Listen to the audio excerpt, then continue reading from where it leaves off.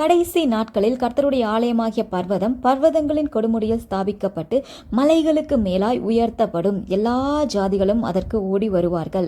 கடைசி நாட்களில் நடக்கிற ஆண்டவருடைய ஆளுகையின் காலத்தில், வருகையின் காலத்தில் வரப்போகிறதை குறித்து சொல்லப்பட்டிருக்குது. இன்றைக்கி உயர்வு, நம்மளுடைய ஸ்தானங்கள் நமக்கு ரொம்ப இம்பார்ட்டன்ட். நம்ம ஒரு இடத்துல வேலை பார்க்குறோம் அப்படின்னா, நீங்கள் என்ன வேலை பார்க்குறீங்கன்னு கேட்பாங்க.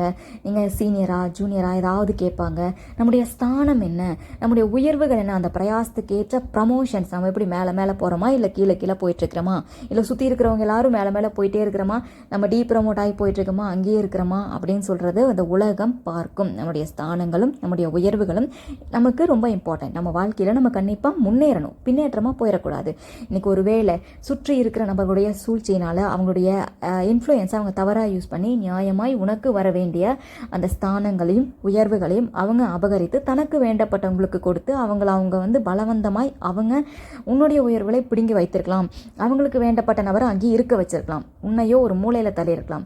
நீ சுற்றி இருக்கிற மனிதர்கள் சொல்லுவாங்க, இது அவ்வளோதான் முடிஞ்சதுன்னு சொல்லிட்டு. ஒருவேளை நீங்களே கூட டிசைட் பண்ணியிருக்கலாம், அவ்வளோதான் இனிமேல் இந்த ஸ்தானம் இந்த உயர்வு நியாயமாக என்னோட தான், ஆனால் இது போயிருச்சு, இது வராதுன்னு சொல்லி நீங்கள் டிசைட் பண்ணியிருக்கலாம். ஒருவேளை ப்ரேயர் பண்ணுறது கூட நிறுத்தியிருக்கலாம். ஆனால் ஆண்டவருடைய, அது மனுஷனுடைய பார்வைக்கு அது முடிஞ்சிருச்சு, அவன் எடுத்துட்டான். ஆனால் ஆண்டவருடைய பார்வைக்கு அப்படி இல்லை. உனக்குன்னு ஒரு பிளான் கொடுத்துட்டா அது அவர் உனக்கு தான் தருவார். அது நம்மளுடைய நீதி இல்லை, ஆண்டவருடைய உண்மை, அவருடைய நீதி. அவருடைய உண்மையின்படி, அவருடைய நீதியின்படி அவர் உனக்கு கொடுத்த பிளானில், உனக்கு கொடுத்த ஸ்தானத்தில், உனக்கு கொடுத்த உயர்வுகளை அவர் உனக்கு தான் தருவார்.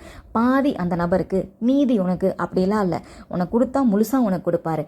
உன்னுடைய ஸ்தானங்கள், உன்னுடைய உயர்வுகள், உன்னுடைய பிரயாசத்திற்கான பலன், உன்னுடைய இத்தனை வருஷம் ஜெபத்திற்கான அந்த கண்ணீருக்கான அந்த எல்லா பலனும் ஆண்டவர் உனக்கு தருவார். அது அவருடைய நீதியின்படி, அவருடைய உண்மையின்படி கர்த்தர் அதை முழுமையாக, அந்த ஸ்தானத்தையும் அந்த உயர்வுகளையும் உனக்கே தருவார். கர்த்தருடைய பயங்கரமான காரியங்கள் உனக்காக செய்வார்ல, அந்த பலத்த கரம், அது செய்ய போகிற கிரியைகளை இனிமே நீங்கள் காண்பீங்க.